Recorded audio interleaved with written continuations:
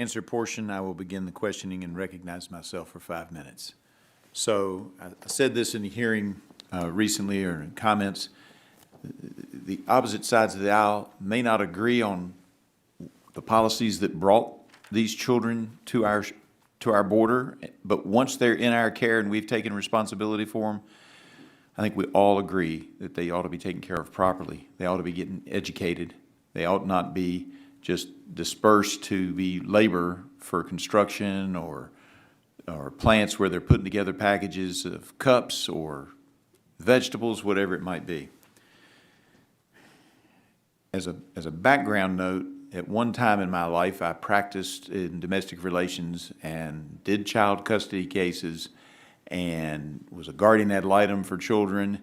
And I went to Fort Bliss in 2021, and I started asking questions, and the answers I got were shocking. So I've been raising this issue since that time, but it doesn't seem like it's been doing any good.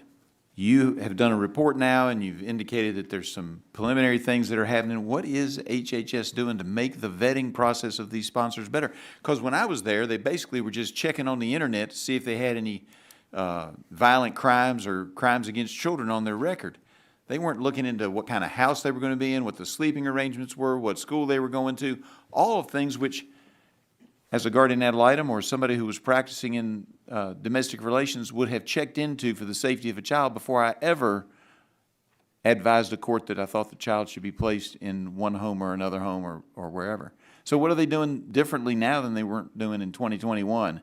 Because based on the press reports and your report, it doesn't look like much has changed.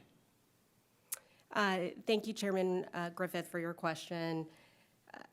We did do a report looking at Fort Bliss. We did an inspection of that site. We interviewed 66 ORR officials. We made 9 recommendations in that report.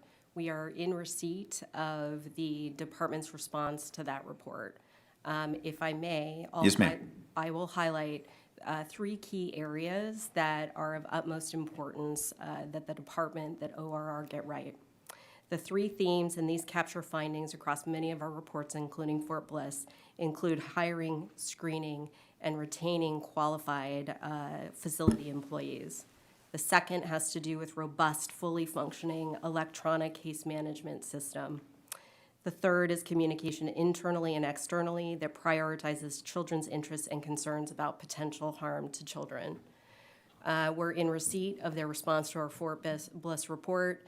They are undertaking action. We consider the recommendation still open until we can examine the documentation.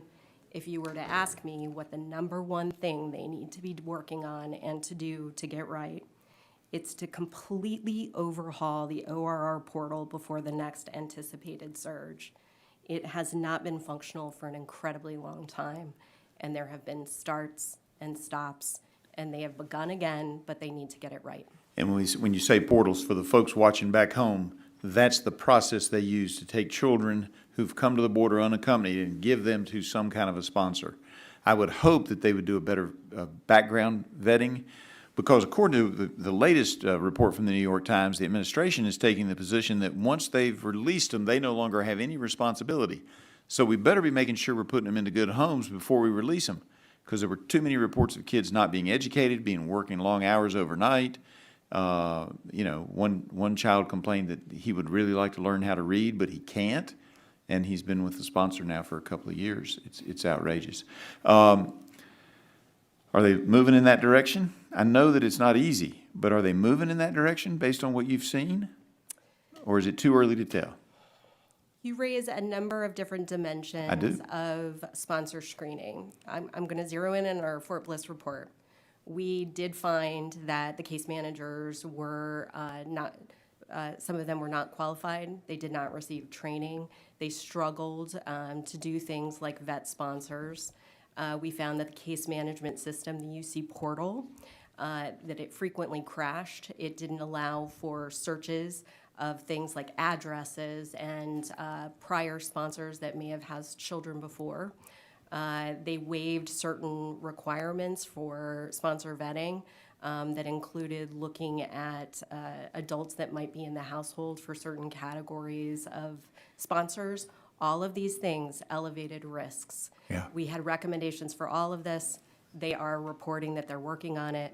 We need to review documentation to ensure they're headed in the. And we'll probably have another hearing later this year on the same subject, just to follow up, at least one, maybe two more, because I think we're all very concerned about it.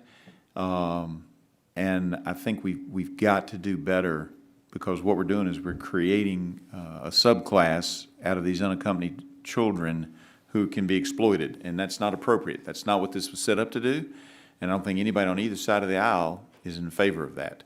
That being said, I've used up